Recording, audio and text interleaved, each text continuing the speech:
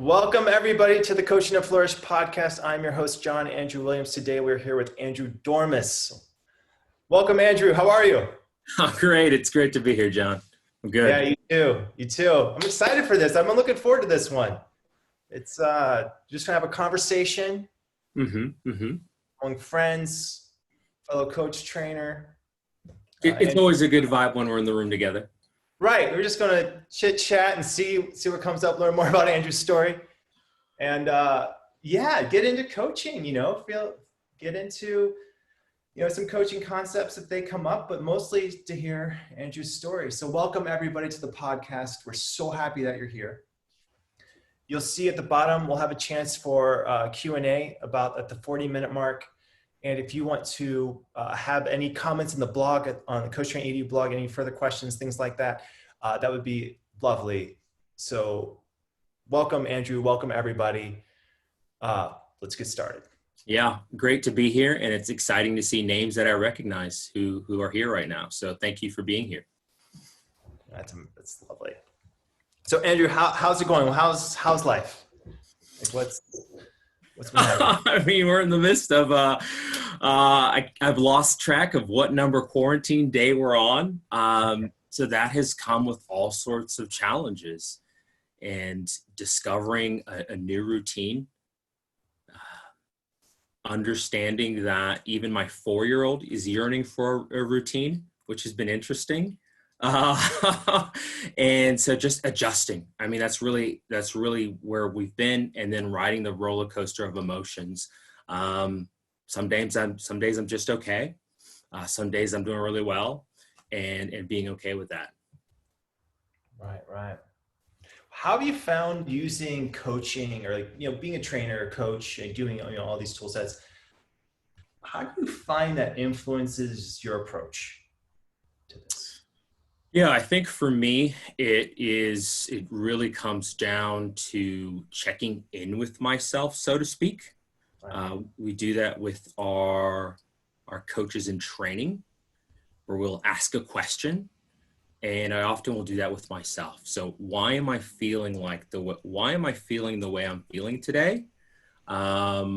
What's really going on? If I find myself a little snappy with my loved ones around me, what's really going on? Am I really mad with my wife right now?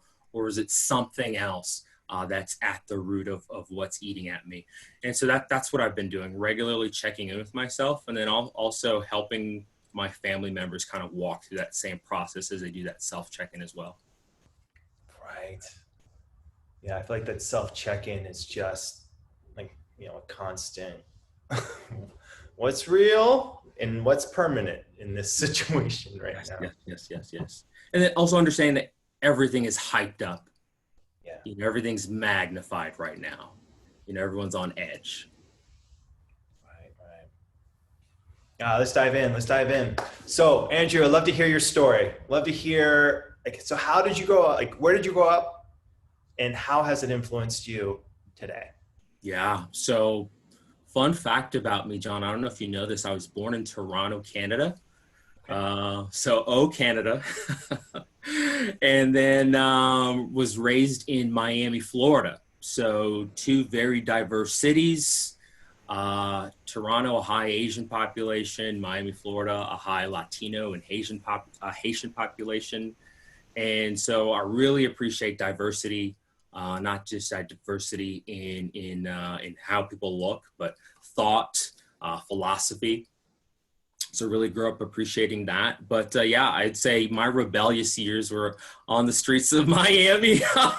as I often will say, I went through the school of hard knocks. And did I have to learn a lot of lessons the hard way. Yeah. Right.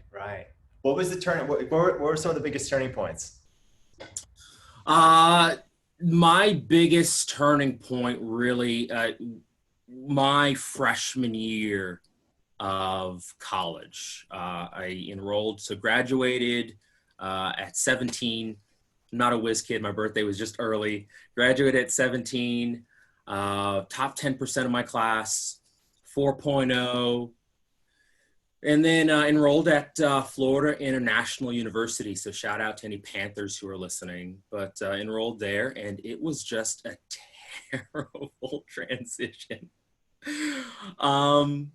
High school was great. High school, I could roll into class.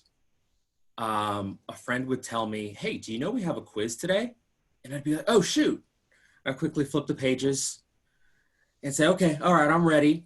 And then, I'd get a B plus or maybe even an A minus on the quiz. And I said, I can live with this. I can live with this. So I matriculated through high school, being okay with being an underperformer, if you will. And so as I got to college, the rude awakening is I'm sitting in a biology class. I enrolled as a pre-med major, a long way off of from there, but enrolled as a pre-med major. I'm sitting in a class of 400 students, and it's just hard bio, thick textbook, and I thought I could bring that same system or lack of system that I had in high school to college. And I remember the night before saying, okay, I'm going to read 10 chapters, and then walking into biology class the next day and bombing the exam. I mean, like in the 30s. And so that was probably my biggest turning point, that what got me here is not going to continue to get me there. Wow. So you're there, right? So, I mean, you couldn't have been that far off in high school, getting, being top 10%, getting, great grades. Like, there has to be some ethic there of, some work ethic that got you through.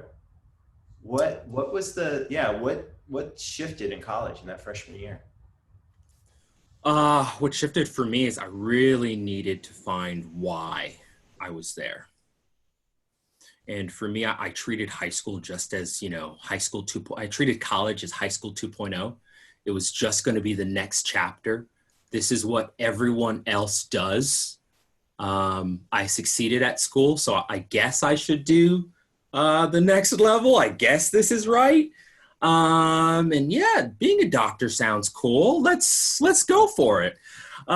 So I really had no why. There was really no foundation to why I was there, what I was doing.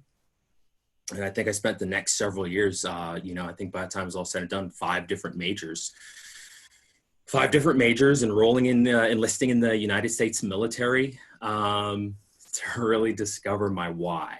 And so that's when things began to shift. When I said, why am I here? Not necessarily what do I want to do, but who do I want to be?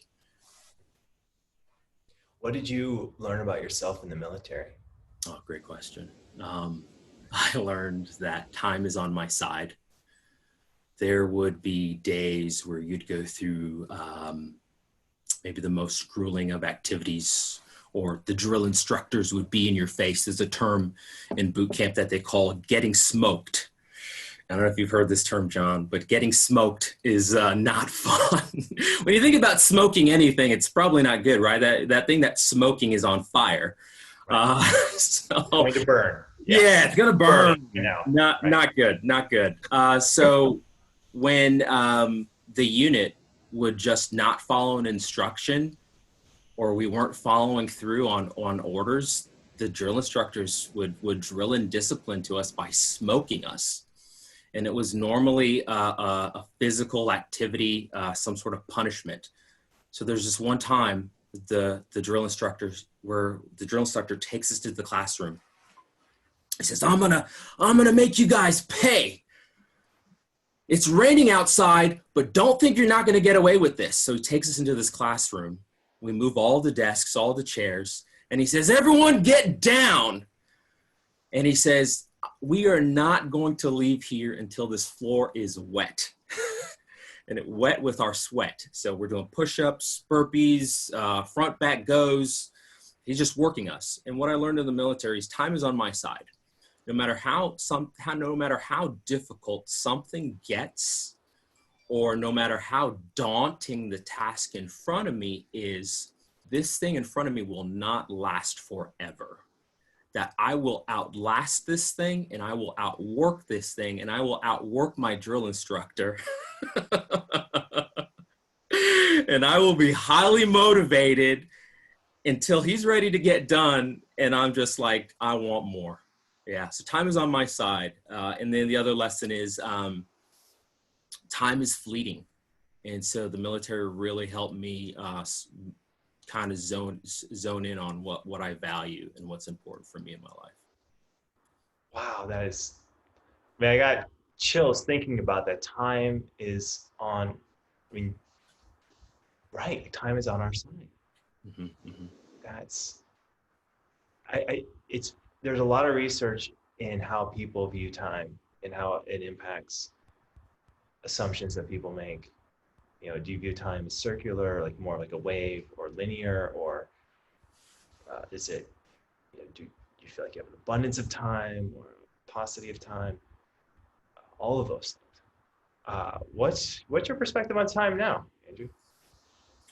It's still the same. It's still kind of that dogged work ethic that whatever is in front of me could be a person. Right. It could be an event. I like to maybe think of it as linear, that I will outlast you or I will outlast this. Right. And I'm going to cross that finish line. And maybe we cross it together. Maybe I cross it ahead of you, but I will cross. That's so powerful.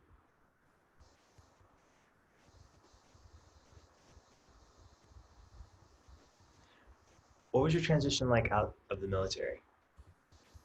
So that transition out of the military really, again, kind of clarified a lot of values for me.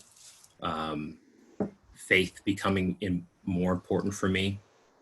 And then also wanting to contribute to the world in a powerful way. At the time, one of the ways I wanted to contribute was serving in local law enforcement. And I quickly discovered that as a Canadian citizen, you can join the military, but you can't serve your local law enforcement. So I had to cross that off my list.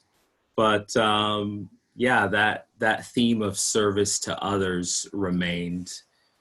And also looking at my education and getting a little bit more serious and saying, I want to give this a try again, because now I've discovered my why. And my why is service to humanity. So we left Miami, moved to a small town, Collegedale, Tennessee.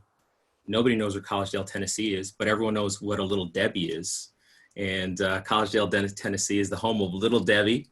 So went to school there, small college of about 3,000, and enrolled as a theology major, a lot more serious about what I was going to do and how I wanted to impact the world around me. Wow. I'm having flashbacks. Like, it feels like a lot of what, like, you did a lot of what I had opportunities to do but didn't do. So little unknown, yeah, like, so like little facts. So I very seriously, I was this close. I was a signature away to enrolling in the Naval Academy. I was recruited for wrestling in the Naval Academy. I went there. You know, did you do the summer thing? Did you have any preview to like military life? No. So my sign up was wild. I walk into a recruiter's office and say, I want more information. I leave the recruiter's office and they say, you're leaving in a week.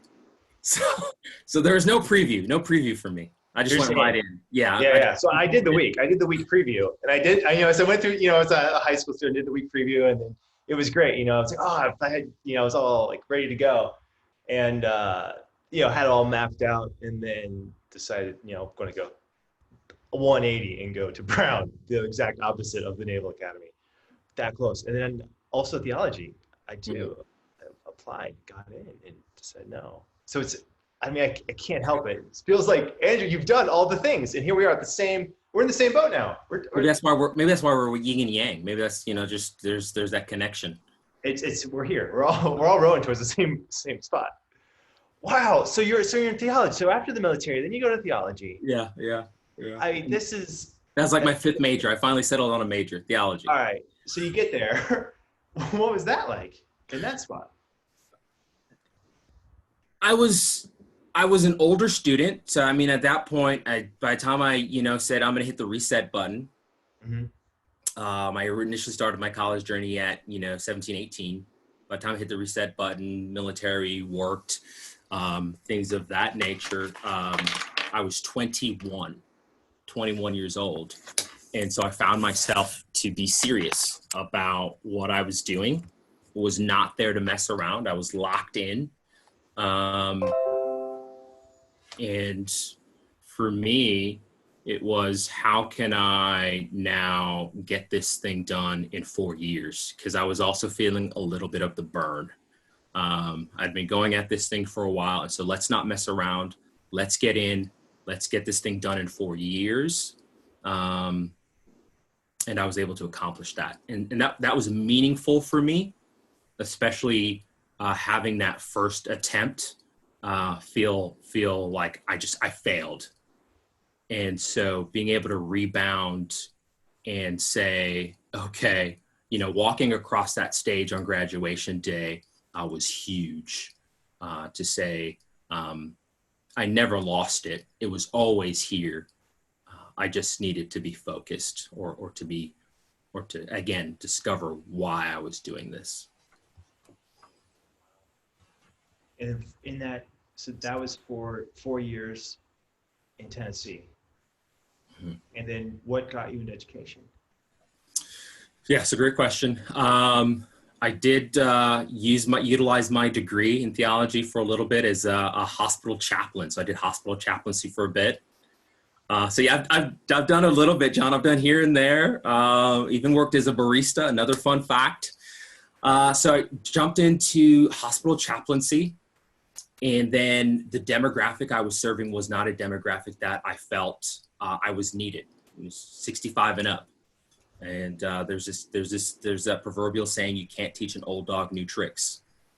And so I would show up and, rather than provide value, that demographic wanted to give me value. And so I said, this is not a good fit. So an opportunity opened up for me to get into higher education. And so worked at a school in Southern California. Shout out to La Sierra University. Worked out there, and that was really where I maybe cut my teeth working with the demographic I really wanted to serve, and really began to develop what I like to call transferable skills. So really helping to develop young people, because what I was finding was deja vu, the same experience that I went through from high school to college. I was now seeing it to students that were entering their collegiate experience. And so that's kind of really how I got into education. And then, yeah. Wow. When did you know that this was, what was the moment in this journey? Like, what was the moment when you got into education that because you've been in it for, this is stuck. What was the moment when you knew, yeah, education's for me. Education is for me, and I'm needed here too. Well, I always wanted to serve teens and young adults. I just took a little bit of a detour as I went through my, I don't know what I'd maybe call that phase, but as I went through that phase of maybe trying to find myself, I think of all the people that really guided me through that experience. One in particular, he's no longer with us, but Joe Castillo was somebody who, before either he or I knew what coaching was, led me to learning about myself. Who am I? Who do I want to be? Not what I want to do, but who do I want to be? What are my strengths? And then how do I want to utilize those strengths to interact with my world? And then he was also an individual in my life who really helped to remind me that there was greatness inside of me and to not settle for good as I often wanted to. And that was my high school experience, right? Settling for good and not pursuing great. And he came into my life and he said, no, you're going to pursue greatness. He was a mentor to me. And he said, you know, he talked about his experience in college. And he said, for 4 years, I had no life. And then after 4 years, I had whatever life I wanted. And that stuck with me. And so from then on, you know, people pouring into me, I said, well, I want to pay this forward. This is a demographic I want to serve. And so coming into education was like, finally, I'm here. Finally, this is the group I really want to work with. Finally, this is the group I want to serve because I understand what it is to be in their shoes. So powerful. What do you think Joe would say today if you were to hop in? Get the update. Joe was to hop in. He said, I knew you had it, kid. You're just so hard-headed. That's what he would have said. You see, you know, he maybe would have laughed and said, took you long enough, you know, in a in a loving and a supportive way. You know, he maybe said, what took you so long? But also, well done. Well done. That's lovely. That's great. So when did you find coaching? When you first heard the word life coaching, what was your honest first reaction? I had a misconception of what coaching was. I would listen to my wife and her girlfriends on the phone, and I would hear all the relationship problems with the girlfriends and this and that. And I would joke to myself, I said, I would be a really great relationship coach for your friends. Your friends should hire me. And I could help them. And then fast forward a couple years later, I had an opportunity, shout out Emily Carlson. I had an opportunity to do some leadership coaching with some of our students, our leadership students in our leadership program at the college or at the university. And I said, okay, coaching, that's cool. And I didn't really know what coaching was, but I was like, okay, leadership, coaching. And so at the time I was working with maybe 6 students, and I was doing things like deep listening. I was reframing, I was paraphrasing, and asking really good questions. And these were skills that I was relying on from my clinical pastoral education, my chaplaincy experience. These are all the things I learned in chaplaincy. Okay, this worked there. Let me bring this here. And then I said, let me figure out whether I'm doing this right or not. And that's when I hopped online and said, let me hone my craft. And I found Coach Training EDU. I had no idea what an academic life coach was until I found your website. And I said, this is a perfect fit. This is a perfect fit. This is exactly what I want to do. And my coach training helped me put technical terms to some of the things that I was already doing, rather than deep listening, level 2 listening, rather than really good questions, powerful questions. And then also just gave me a whole host of tools to add to my coaching toolbox. What was the biggest, you were there. It was like, it's amazing when your journey brought you to that place. And then here's a toolbox. And now you're training with Coach Training. Yeah. Full circle. That's the whole. Yeah. What was the biggest surprise? Like once you started the training, like what was the biggest surprise in what you thought it was going to be versus what it was? The biggest surprise is I had to unlearn bad habits. The perspective of coaching that I had was mentorship and consulting. So, advice offering or, yeah, when I was your age. And so pulling myself out of the experience and bringing the client more to the center. And then also really the most powerful tool that I think I've learned is leaning into silence, being comfortable with the pause. And that grants the client the ability to hear themselves. And it also just allows me to hear us in the conversation. And that's really neat. Let's do it right now. Yeah.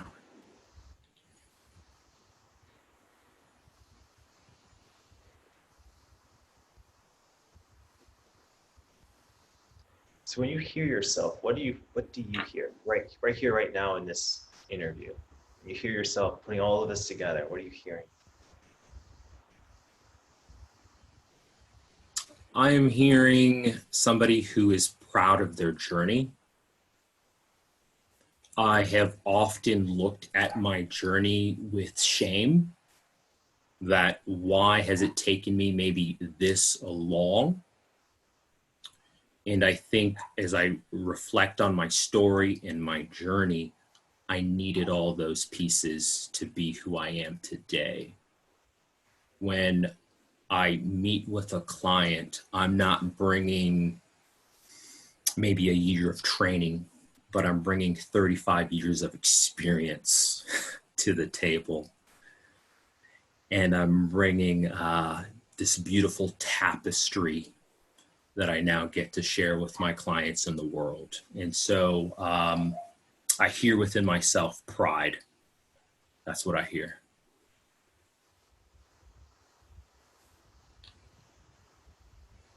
All those experiences are a gift. I mean, you are a gift to your clients, to humanity.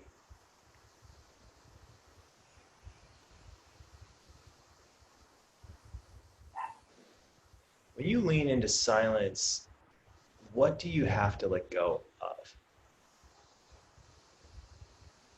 You have to let go of the judgment. For those who are watching now and listening later, I'm sure the first thought maybe that popped into their head was awkward. And you have to be willing to lean into the awkwardness, to embrace the awkwardness, maybe even hug the awkwardness. Because there is a beauty in the still, soft silence. I think what happens sometimes in this world is that people are conditioned to really lean into talking and having the right answer. And so much what we do in education is around, do you have the right answer?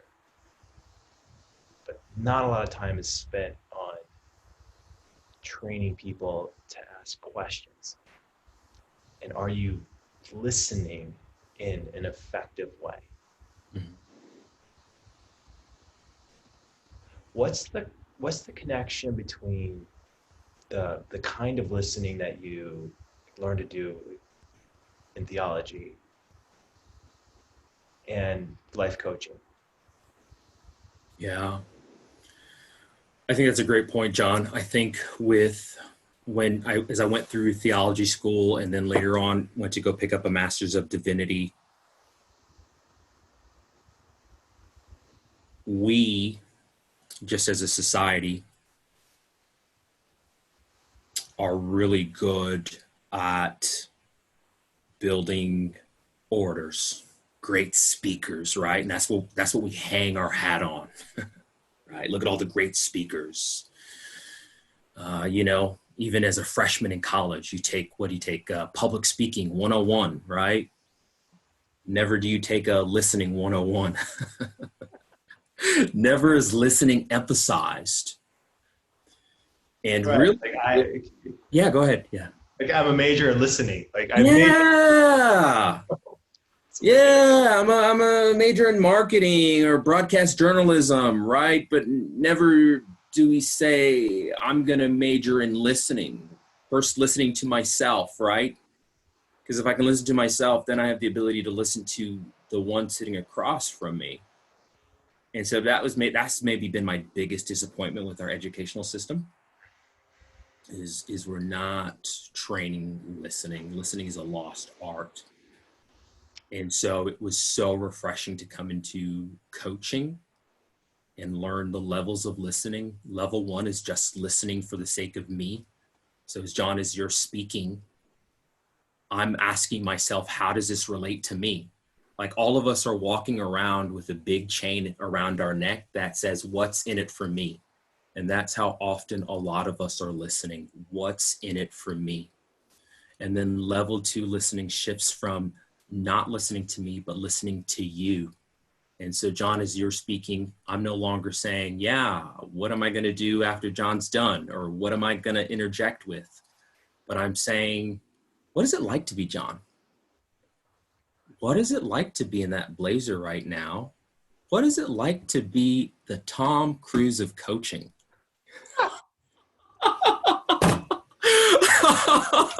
I've heard you use that term before, and me, I'm like, really? That's awesome.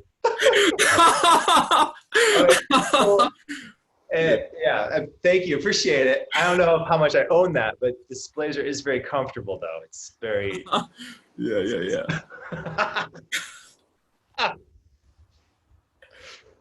Whoa, one of the things I love about like even your why too is that you have your why is empathetic. It's a why for the sake of humanity. You know what I mean? It's like it's a level 2 why. What do you notice between like a level 1 why, like why for our own sake and then a why for the sake of the world? Like what do you notice in the difference between those types of motivation in yourself? Motivation for self can only get you so far. I believe there's a capacity.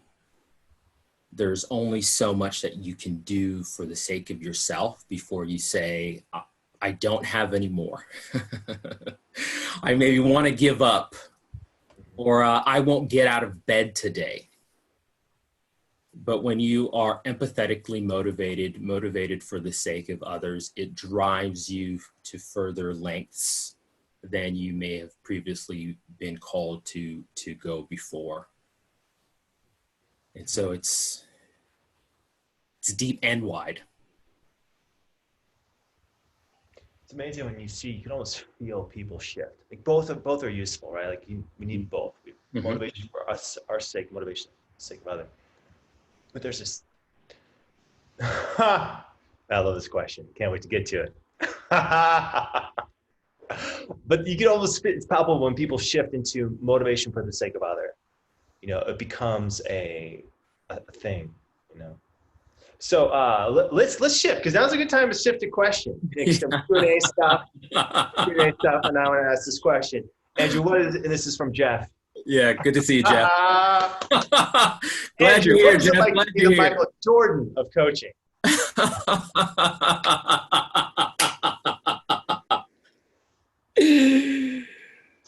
That's right. I will take it. I will take it. I am still collecting my dubs. I've been winning championships. I'll acknowledge I've been winning championships, but I'm not done winning. Every time, that's the thing about coaching, right? Every time you maybe climb a new peak and you get there, the wind blows, the clouds shift, and then you realize there's more to climb. So it feels good, but definitely more championships to win, Jeff, more championships.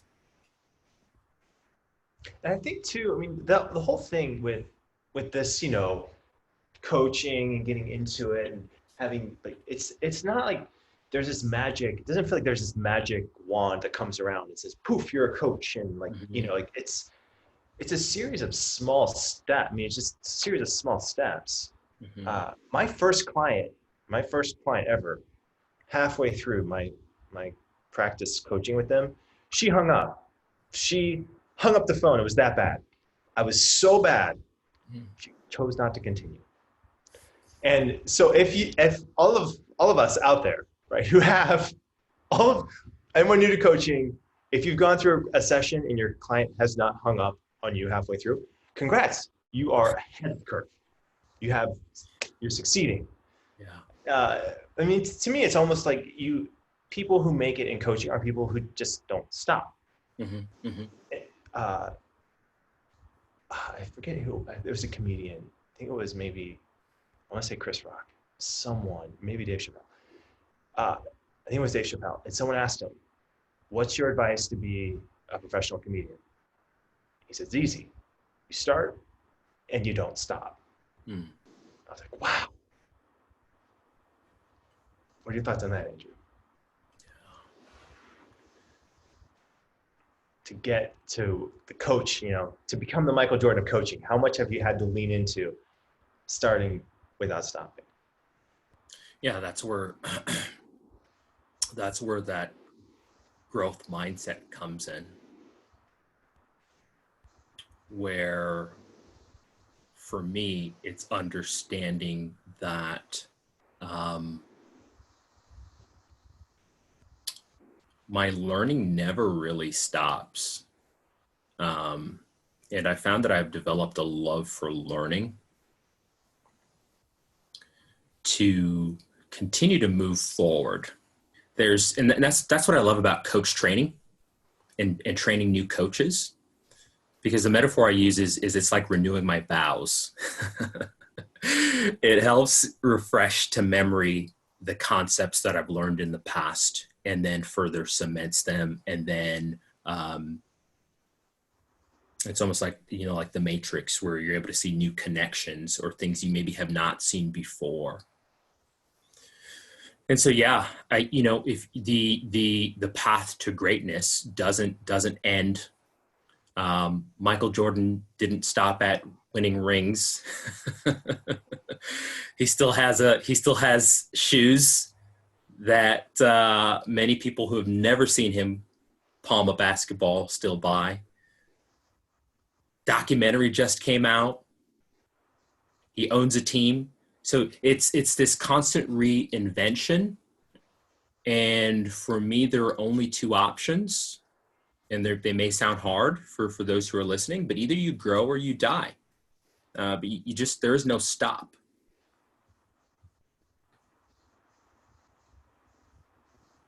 One of my favorite moments in coach training is when people come back from, the groups of 2 or 3, and you see it in there's something, like, you see it in their eyes. Like, yeah, there's a glow of, you know what? I just did it. I just listened level 2.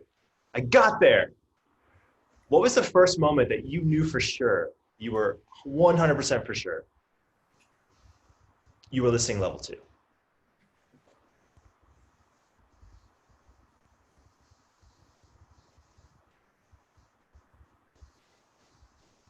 That moment has happened for me when the client says, "Great question."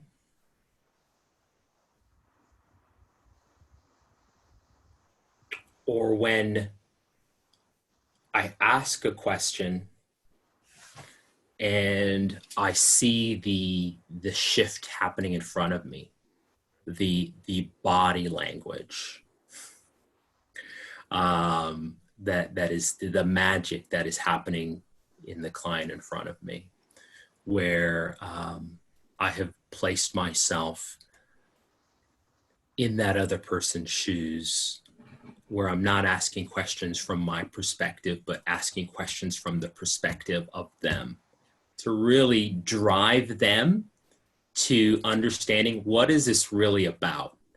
Because whatever they presented, right? You know this, John, and other coaches listening may understand this. Whatever's being presented is really not what it's about. But there's always a deeper agenda. And when we can arrive at the deeper agenda, there's almost this relief that is let out into the room. I witnessed it last night as I was in training, a coach training, a relief by both the coach and the client. And I couldn't help it but just kind of applaud as my mic was muted, because it was so great to witness it, this release. Right. It's almost like it's not about trying to find the solution to whatever question we're thinking about, like, whatever the mind is spinning around, as it's about, it's not a solution. It's almost like reframing the basic question of what we're after. Mm-hmm.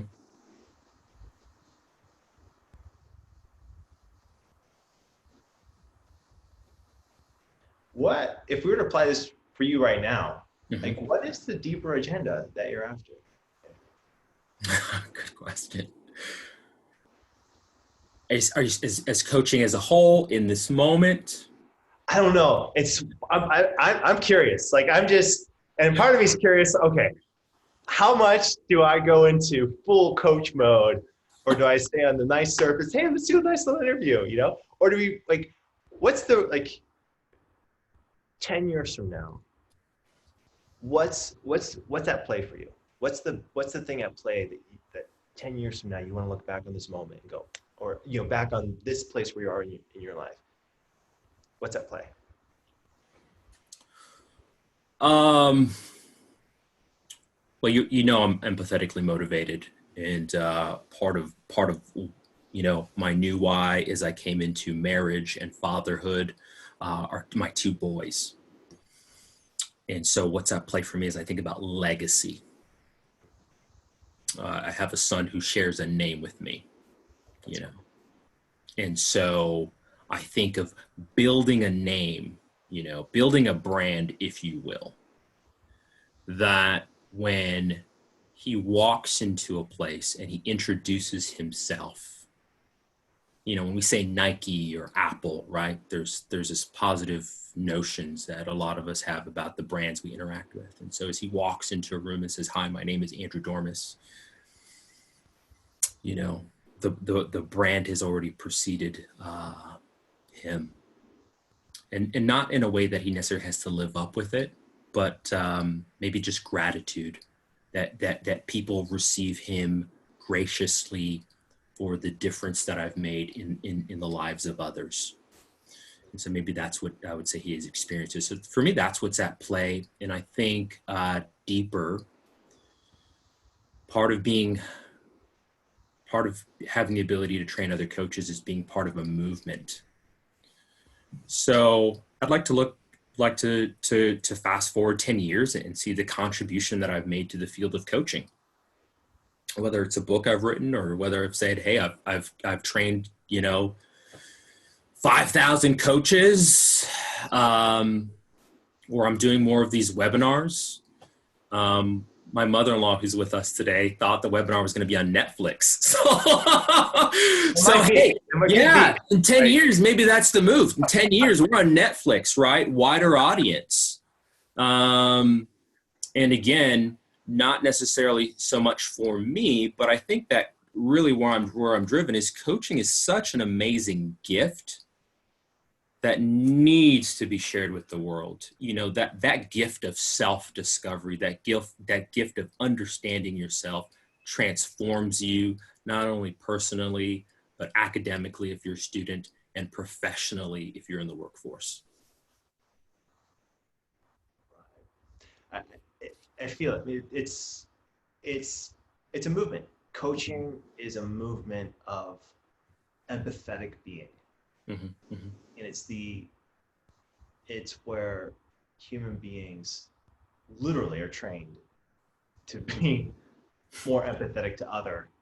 Yeah. And good things come out of that. Useful ideas and emotion. Let's shift to some Q&A. So if you want to use the Q&A, this is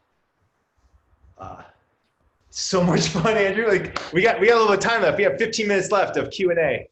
with Andrew here. So this one comes from Donnie. And Jeff, thank you for that Michael Jordan of coaching. I'm going to use that endlessly. You have no idea how much.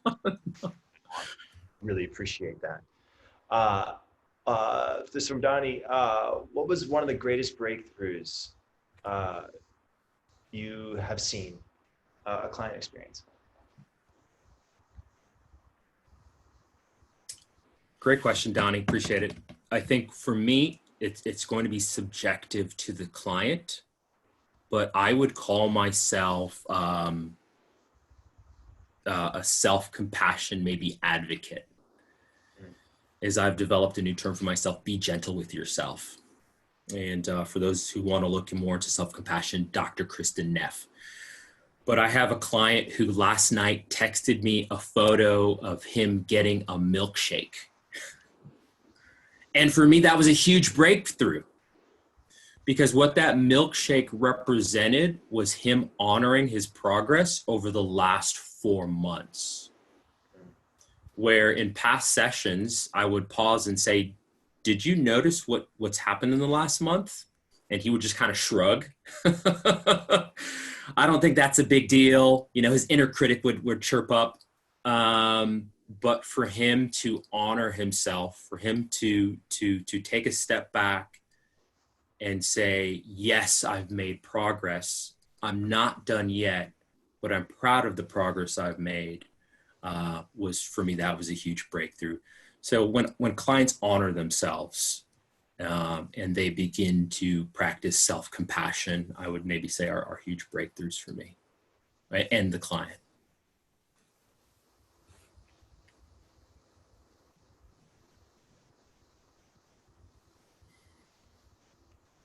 What was the moment you knew coaching was for you? Oh, that was like maybe 3 or 4 weeks into training. 3 or 4 weeks into training, I remember saying to the class, maybe in teary eyes, I was born for this. Yeah. And so, yeah, really, really early on. What's that feeling like to know what you're doing right now? Like, this is what you're meant to be doing.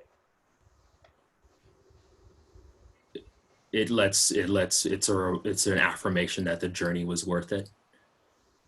And without the journey, I'm not here.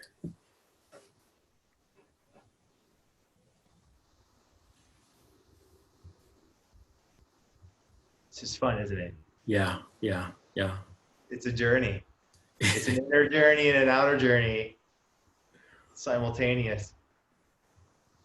Even in this sitting right here, what are you learning about yourself, or what new ideas are coming up?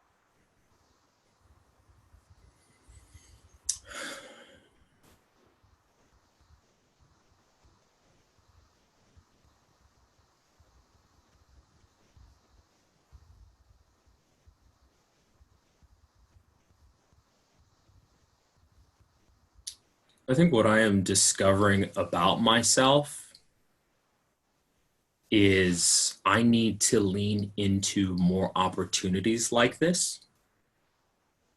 You know, my first reaction when I was asked to be part of this webinar today was like, I don't know. Is there value that I can provide the listeners today? What does my story have to offer those that are listening? And today I learned that it offers a lot, and that there is value in sharing my story and taking up more opportunities where I'm not just coaching, because I love to do that. That's easy for me. If you ask me to coach 50 people today, I don't know, I'll make a way and I'll do it. But maybe leaning into more opportunities where I'm not necessarily coaching, but talking about coaching more is what I'm discovering about myself, because it's fun. I enjoy it. And it's a muscle that I'm also building.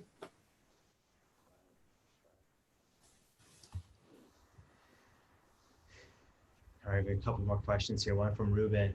How has the different cultures you've experienced in your life, Canada, Miami, help you with your clients and coaching?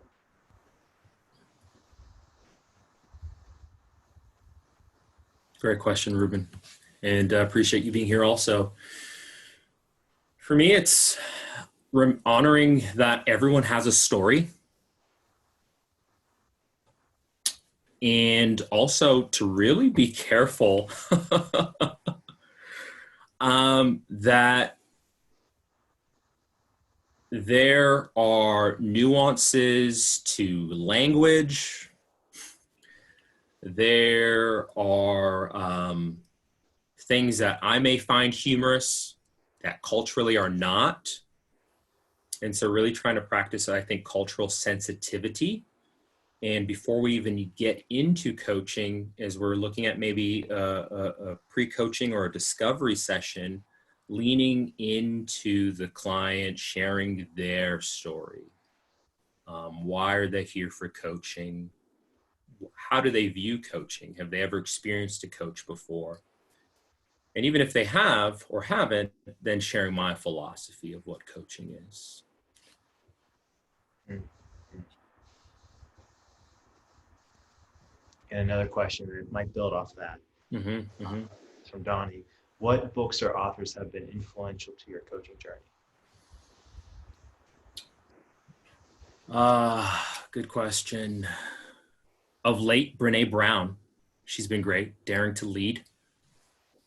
Yep. Tony Robbins is a controversial name, but he's been helpful for me.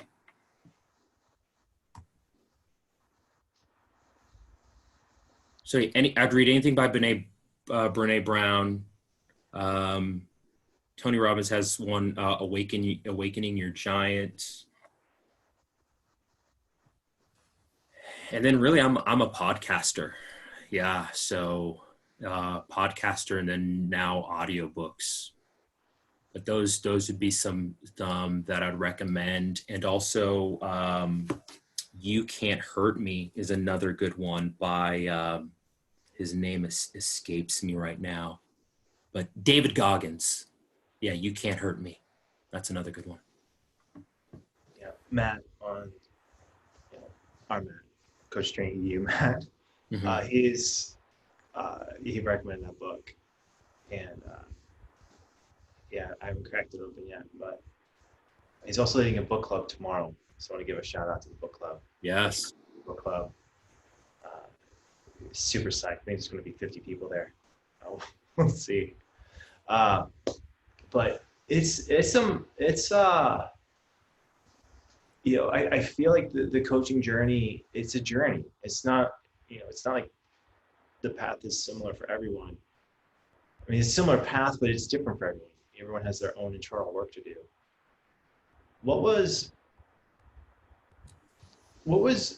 How did the coaching journey influence your own awareness of your own internal work? Or what's the interplay between learning the coaching skills for the benefit of others, and then how that influences yourself and as a person? Yeah, that's the tricky thing about coach training, because it presents itself as this guise of professional development and then sucker punches you to say, no, you're working on yourself. And so in my self-work, and then also working with my own personal coach, reminding myself that I need to be gentle with myself. I used to be extremely hard on myself and even those around me. So much so that I remember coming to my coach sobbing because I didn't get something accomplished that I said I was going to get accomplished. But I had a lot going on in my life, and the lack of self-compassion didn't allow me to, again, recognize and honor my grief or pain. So, yeah, I think coach training has allowed me to take a deeper dive into who I am. And as I've taken a deeper dive into myself, I am willing to dive deeper with those that are around me, in front of me, close to me. Thanks for sharing, Andrew. It's impressive to feel. You can feel the inner work and how it's impacting the outer work, and the interaction between those two. Mm-hmm. Yeah. I just wanted to express gratitude for how generous, like your question, like your answers have been, and just sharing your story so generously with us today. Let's see if there are any last questions, and then we'll wrap this up.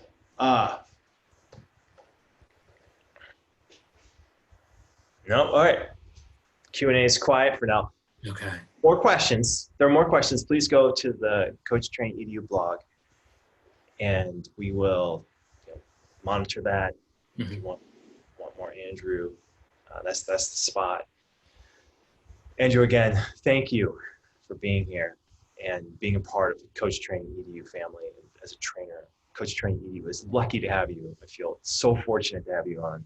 Thank you. Faculty, and you get rave reviews constantly, and it's awesome. And John, you've been holding out. I haven't heard these reviews. You've been holding out. Really?